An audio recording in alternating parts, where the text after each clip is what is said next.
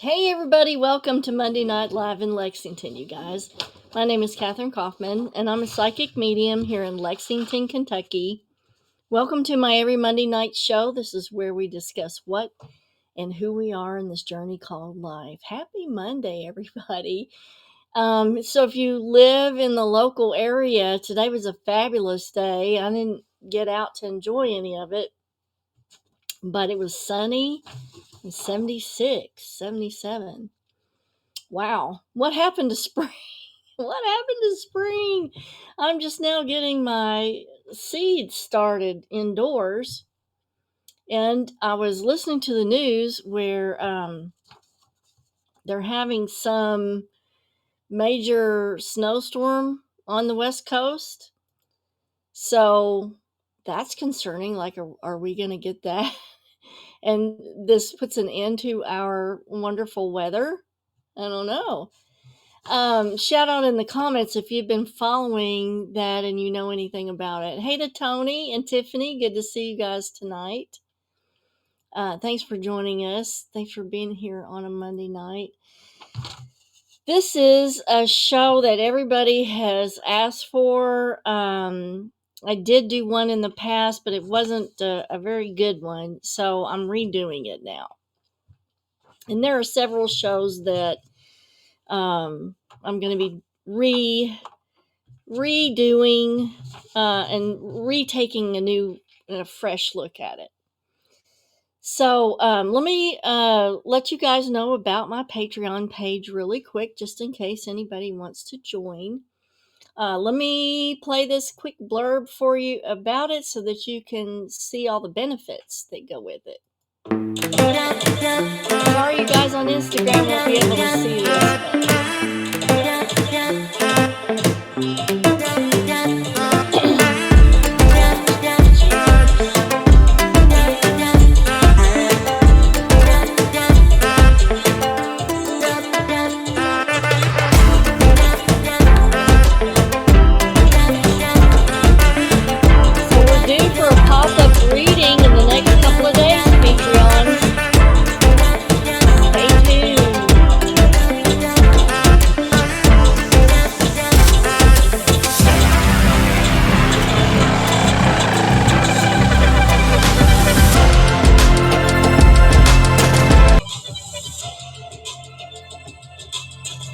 So those of you that want to join, all you have to do is replay the video and go back and scan that QR code, and that'll take you straight to the site. So the Patreon page is basically a daily forecast of psychic and moon astrology combination.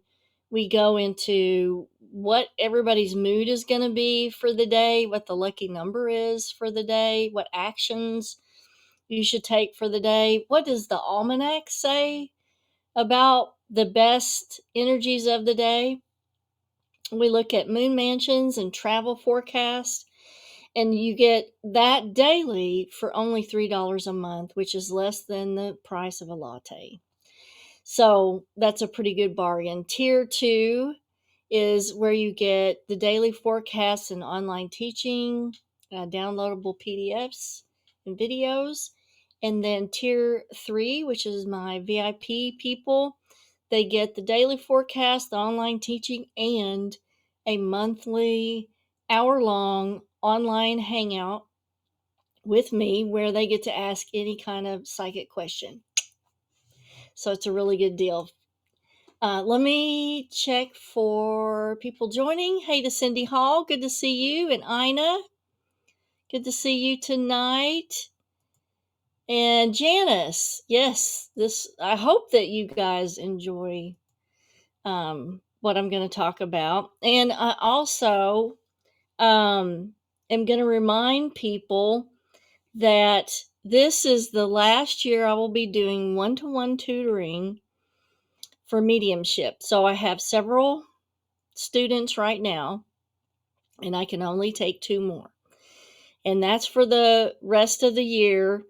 If people decide to have the one-on-one tutoring program, you have to join before October. After October, I will no longer be doing the one-to-one tutoring. Past that, I'm thinking about putting the material online so that people can have access to it if they so desire. But this is the last year that I'm going to be doing the one-to-one tutoring. And I know a lot of people like the one-on-one attention and the detailed questions and, more focus on specifics of what you particularly need. That's a huge benefit from the one-to-one tutoring program. So if you're interested in that, you can message me on any of the platforms or email. And the email is on the website, kathrynkauffman.com. So just email me at the website if you're interested. So what's it like to be a medium? What's it like to be me? Oh my gosh. Well, everybody has the same brainwaves. My brainwaves are not any different than anybody else's, but if you are a medium, your brainwaves function differently than a normal person who is task oriented and focused awareness on what they're doing. Let's say you're in the middle of your life, you're having kids and you've got a busy job and you have lots of things to do. You've got to go to work, take care of the kids, pick them up from school, cook dinner, da da da da. All of that is focused awareness, task oriented, which is a faster type of brainwave. Mediums have a naturally slow brainwave, which matches the resonant frequency of spirits. Now, have you ever heard the term or the saying, all mediums are psychic, but not all psychics are mediums? And that has to do with the particular brain waves that mediums use. Now, on the scale going from focused awareness, which is beta wave, down to alpha wave, which is a slower brainwave, but that picks up psychic information, okay? Even slower brainwave, which is theta, picks up medium communication, okay? So that's why they say all mediums are psychic, but not all psychics are mediums, because some psychics get stuck in the alpha wave and they don't fully slow down to theta wave and develop the mediumship capability. Now, when mediumship first came about in the 1920s, they called them trance mediums. And it's because theta wave is a trance brainwave meditation. So that's why the mediums are called trance mediums, or were back then. Hey, Melissa, good to see you. Magical Monday indeed. So theta wave is the key brainwave state to achieve if you desire to develop mediumship. And that's one of the major things that I teach in my course with the one-on-one teaching. So this is the major thing that a person has who's a medium. So, more kids see dead people and have psychic abilities simply because 80% of a child's brainwave state from the ages of 2 to 12 is in that alpha and theta range. It's not because they're more innocent or more pure or nearer to, the death state because they're so young. It's simply because their brainwaves function in that range. And then what happens at 12? Puberty, which bumps those brainwaves up to beta, where they're paying attention to the people around them, and it naturally shuts off the medium input. Hey to Linda, unless you're a person like me who stays down in that alpha and theta range. And that's where I think that people who've been mediums all their life function only in that alpha and theta brainwave state. So, and I've had to teach myself how to pay attention to things. So I know how to, focus and bump that brainwave up, but I know how to downshift it too and go straight into theta because, after you do it for so many years, it is simply a reflex. Okay, so um how I viewed the world as a child. This is kind of depressing. I don't want to depress you, but this is just how I viewed the world as a child. Everything was confusing as because things that I could see, and it took me a while to realize that everybody else couldn't see what I saw. And so I had to strictly, no one was there to tell me these things. I had to strictly figure this out by observation on how people reacted when I talked about things or divulged things. I had to notice, oh, that wasn't a good thing to say. What if I rephrase it this way? Will that be more acceptable? And so I picked up really quick that I had to be extremely attentive and use my psychic abilities to figure out, is this someone I can talk to, or is this someone that I really can't? I would say 90% of the people that I was around, I could not talk to. I could not divulge anything to. And so that led to a feeling of isolation, extreme, extreme isolation. So Cindy wants to know, do they know why some stay in the lower brainwaves when most do not? No, haven't figured that out, Cindy. I really have no idea. It's just that, and I think that that's what makes mediums and psychics different, is that we naturally stay in that brainwave, but we're certainly not in any way, shape, or form special, because everybody has the capability to be in that brainwave. And it may take some people a little more practice and work at being in that brainwave, but it is attainable. Mediums don't have any special gifts other than the fact that they're naturally in that brainwave and they function from that brainwave. I hope that makes sense. So, being a child with these abilities is extremely isolating, because you figure out then, thank you, Cindy, you figure out then that you are different than everybody else because everybody else is not, doesn't appear strange or say strange things like you do. So there's a loss of communication, and there's a fear of communication.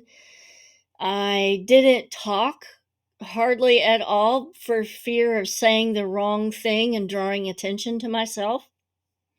And so you become very withdrawn from relationships and you prevent yourself from making connections because you don't want people to know that you are different from them, or you can't relate to what they're going through, that you have this problem with communication because you can't divulge anything that you're seeing or hearing.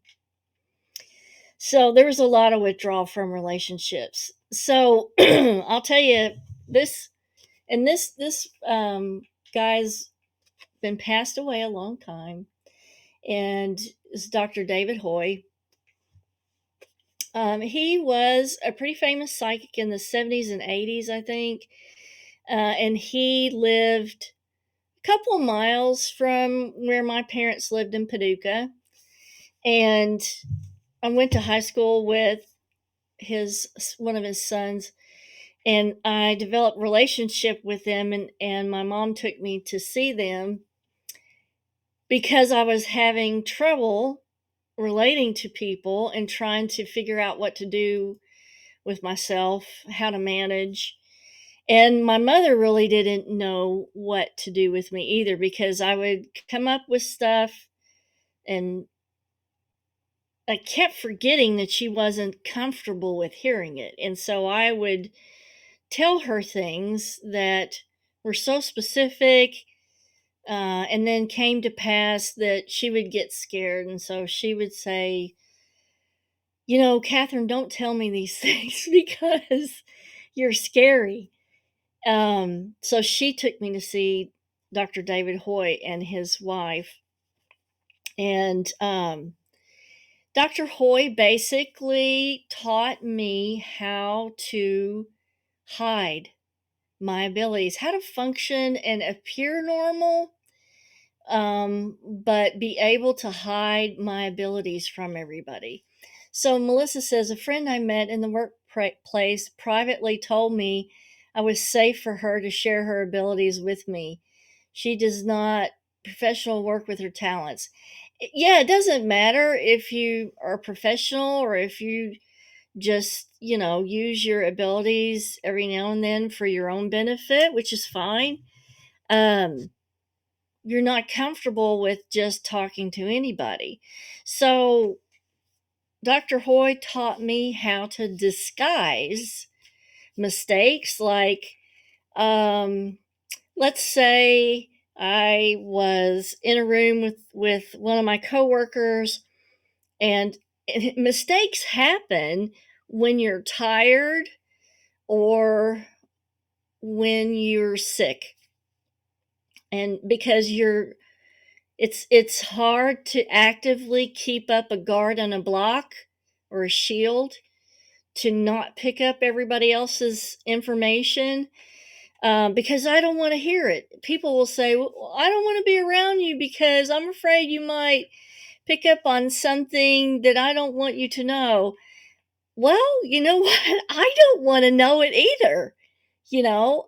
So it's an effort to put up blocks and shields around when you're engaging with people to try to not pick up on things.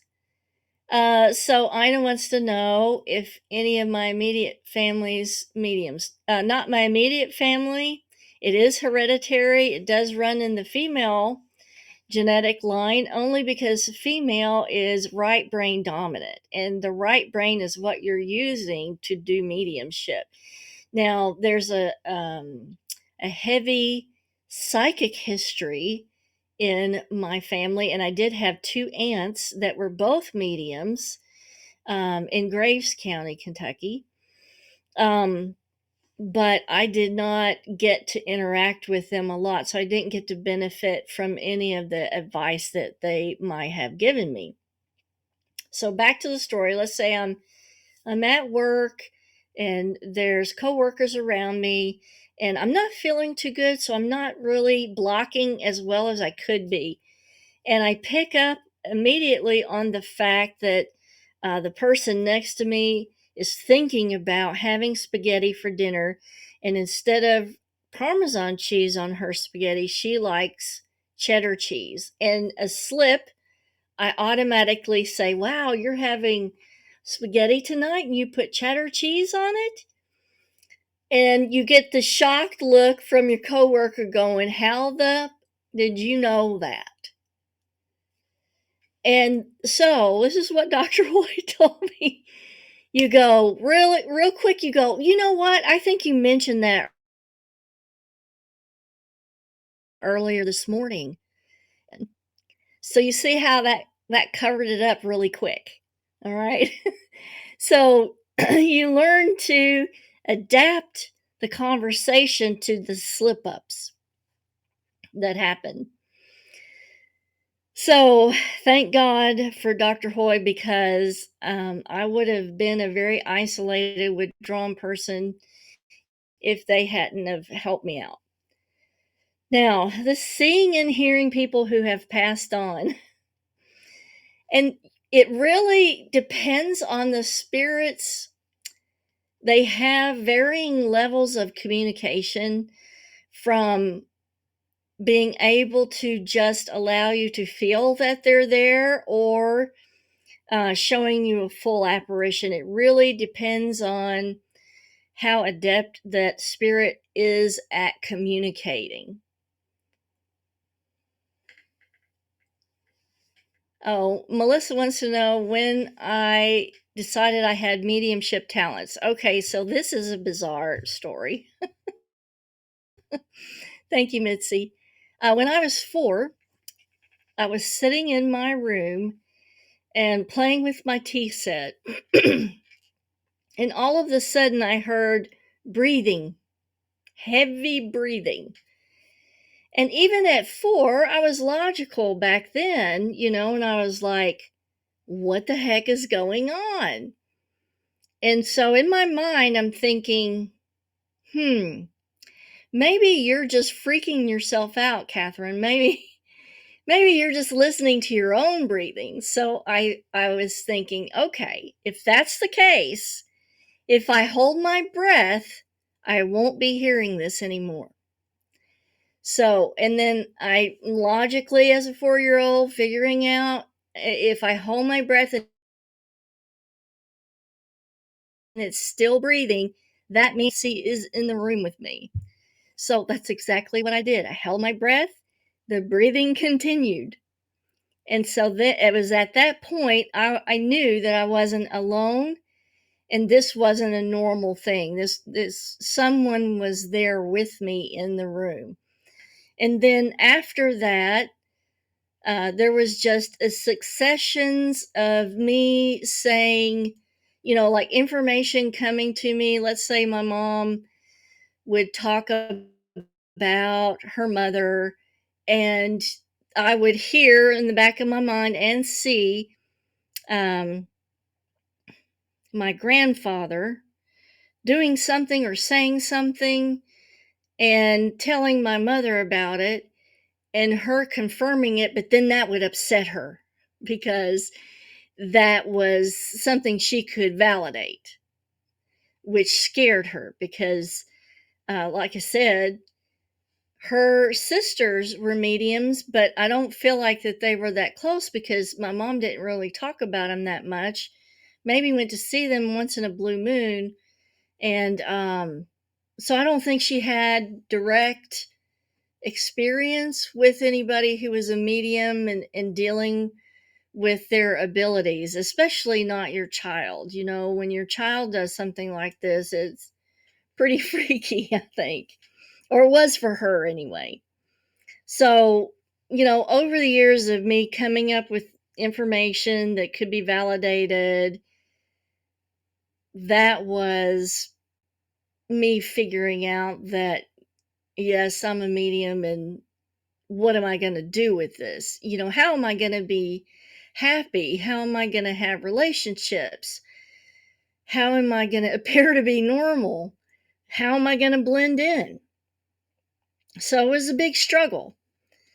Um, and that was another thing that I wanted to say is it's, when someone wants to engage in this mediumship and learn about it and develop abilities, it's super, super important for any medium and for especially those who are interested in it to validate the information that you receive, validate who the people are, that they truly existed, that they look like you think they look, you know? And so what I did was a process from 1990 until 2013.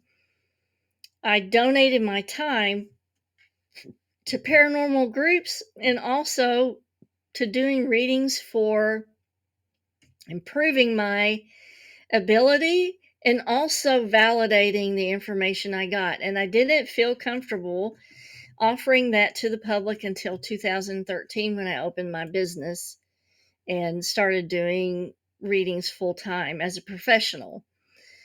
So there was a lot of fact finding and validation from 1990 to 2013 to where I was comfortable saying, yes, this is accurate, this is true, and I'm going to put it out there and um, try to help people with the mediumship. So it's super important that anybody who is doing this type of work that you validate the information that you get. Because a lot of people that are doing this type of work don't validate things, and they come up with stuff that is not correct, it's not accurate. Um, and that can be misleading to the public.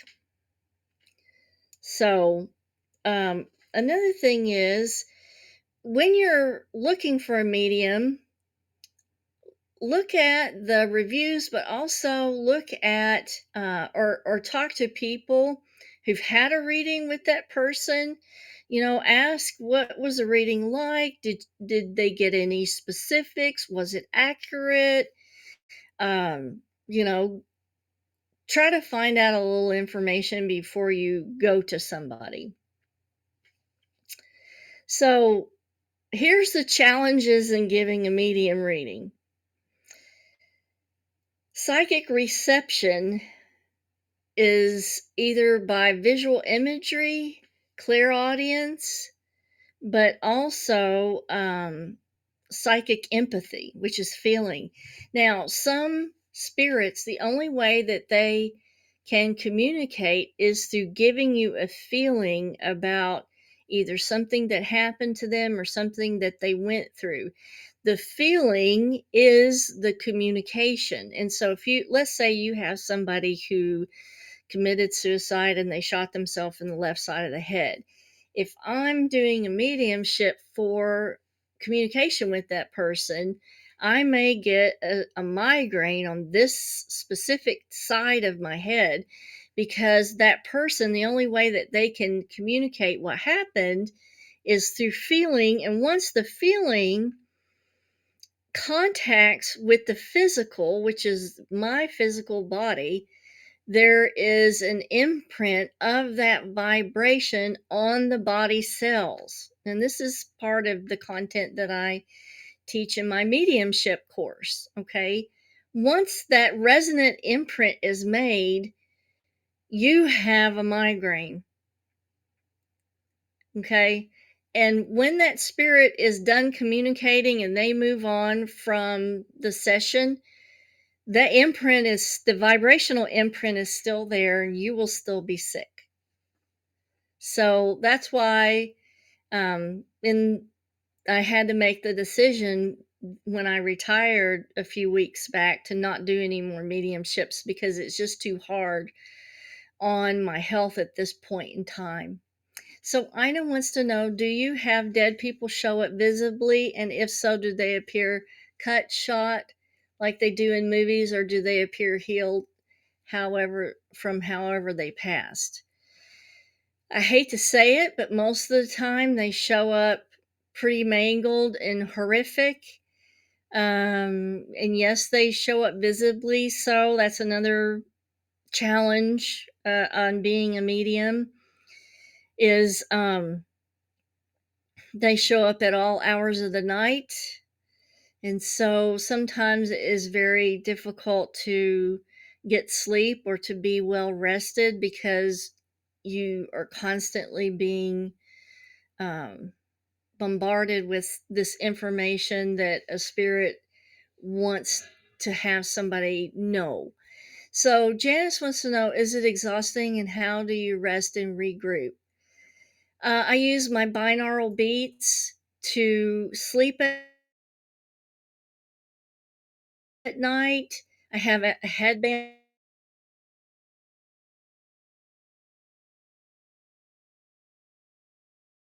beats to drown out everything around me, and I try to block. But of course, when you go to sleep, your conscious mind is not blocking and shielding. So I have to depend on the binaural beats to keep my brain as much as possible in delta waves so that I can get sleep. Sometimes it's impossible though, and at that point what I try to do is just lay there and rest. I try to tell my body, okay, since this is going on and this spirit wants to show themselves, just don't look at it and just lay there and try to relax and try to just rest your body just laying there awake. I know that that's it's not optimal, but that's the best that I can do.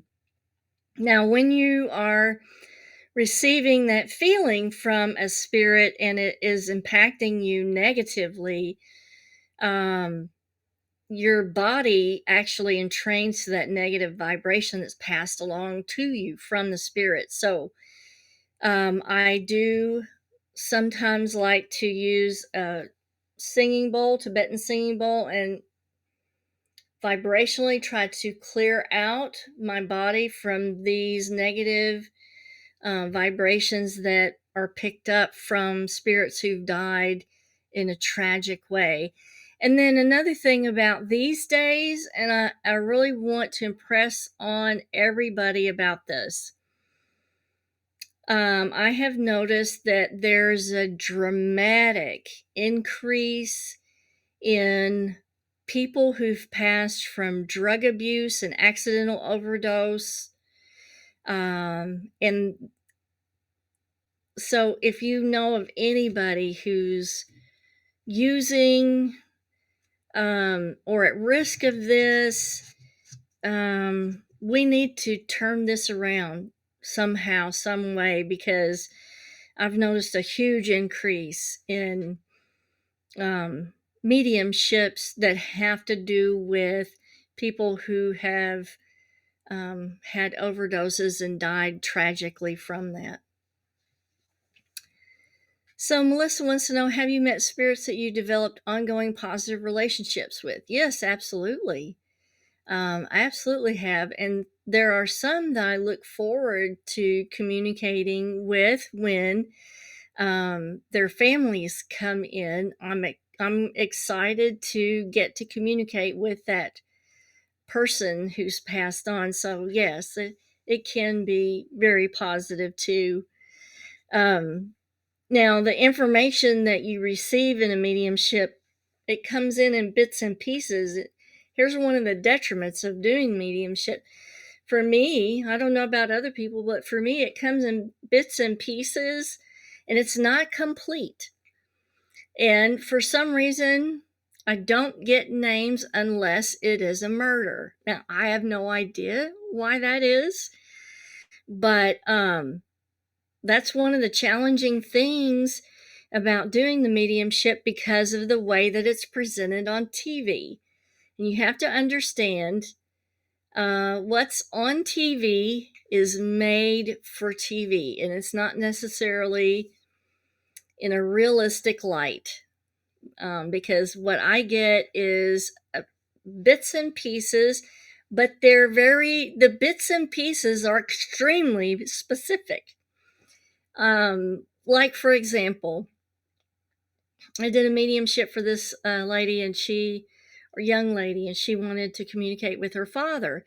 And one of the bits and pieces that I got was the fact that he was sorry that he forced her to take piano lessons. Now, that is a very specific thing, but it was a piece. It wasn't very long, and it wasn't, big, long, drawn out paragraph of blah, blah, blah, blah, blah, blah, blah, but that was a heavy weight of specificity. So Mitzi says, what are the major signs that show up with past family? Ooh, clarify that for me a little bit more, because the specifics that I get for each person are totally different. Yeah. And so the way that I do mediumships is not anything like what you see on TV. What I do on a mediumship is I start at 10:30 in the morning to prepare for a 1:00 appointment in the afternoon. And I go into a deep trance and I channel automatic write everything that the spirits show me, what they said, what they, how they feel about things. Real odd specifics will go on the side of the page where I'm not sure where it fits. And at 1 o'clock, when the person comes in for the reading, all of that information has to be validated by the client. So Mitzi says, just in general, I'm not sure exactly what you're meaning. What are major signs that show up with past family? I'm not sure what you're meaning by that. Each family has different things that they want to communicate to the person that's left behind. And so they're, and it's so specific to each person.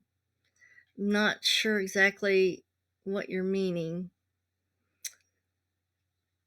Like the things that I look for. That's just it, Mitzi. I don't look for anything. I receive. And so when I sat down to go into the trance and do the meditation, I receive, and what I receive, I channel right down.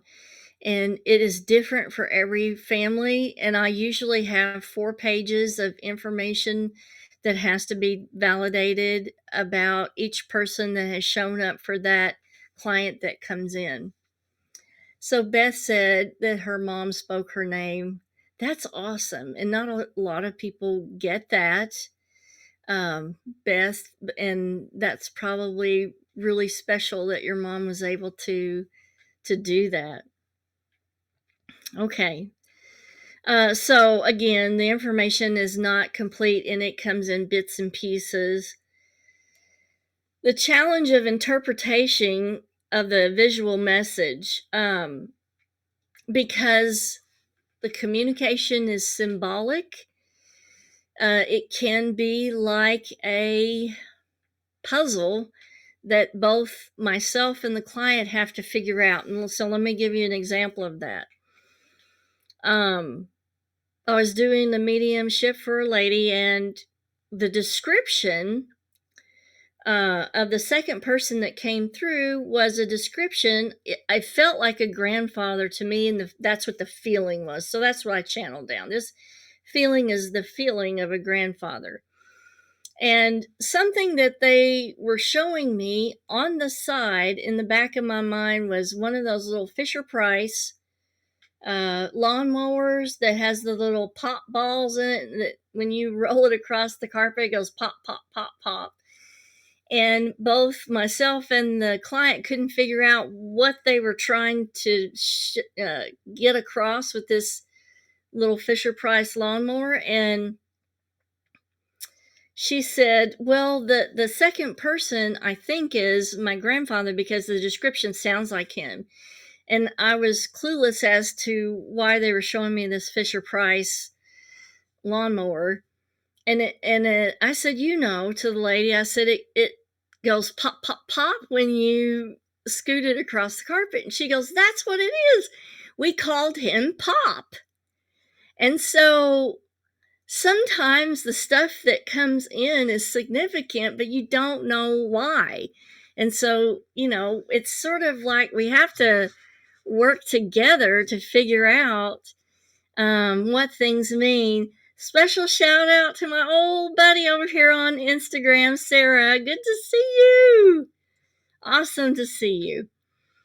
Let me give you another example were 2 daughters that wanted to talk to their father. And in my channeling, I got a man's arm from here down with a handbell like this. And when they came in for their session, I was telling them about getting the visual of this man's arm.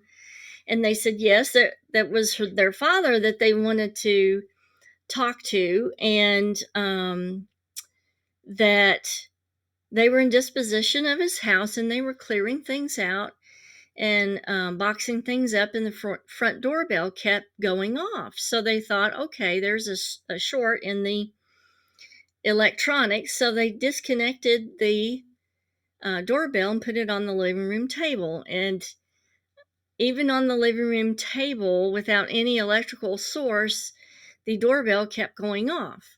Now, their dad was an electrician. He knew exactly what to do to plug his energy into the doorbell to set it off. But why did I get handbell? Now, number one, if he had shown me a doorbell, I wouldn't have got it. Special shout out to Charles Biggs. Good to see you tonight. If he'd shown me a doorbell, I wouldn't have got it. My brain would not have computed. But I think the reason I got handbell was because the message was, I'm ringing the bell. So that was the only way that he could convey, I'm ringing the bell, is for his hand to be on the bell. So sometimes it can be a real puzzle on what they show you as to what it really means. But then once you figure it out, it's like a ton of bricks. So, yes, there's a lot of loss of sleep, being awakened by spirits wanting to communicate. And sometimes they just want to tell somebody what happened and to have somebody listen.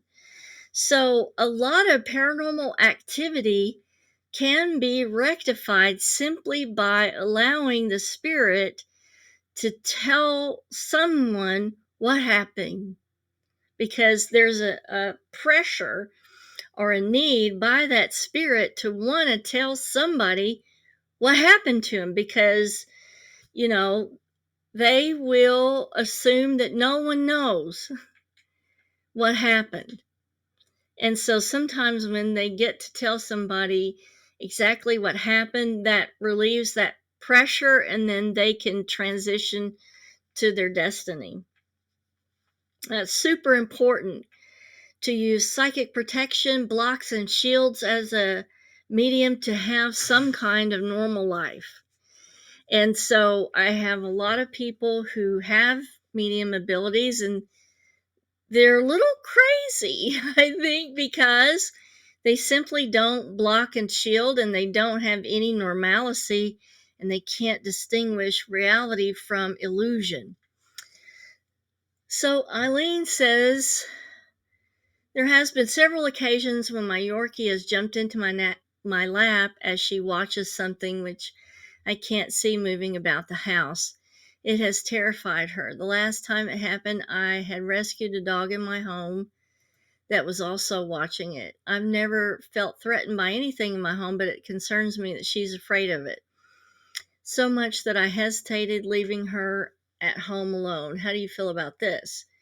Well, dogs and cats can pick up on ultraviolet light, and ultraviolet light makes up part of your spirit. As a living thing, you emanate ultraviolet light, infrared light, and bioluminescence.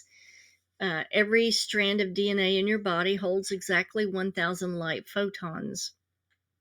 And so if the dog can perceive this, it's going to see this light anomaly. It may not be anything bad. It may just be maybe the spirit of a dead relative, but it's not familiar to the dog, and they're not sure what's going on. So you have to go on the feeling of the atmosphere.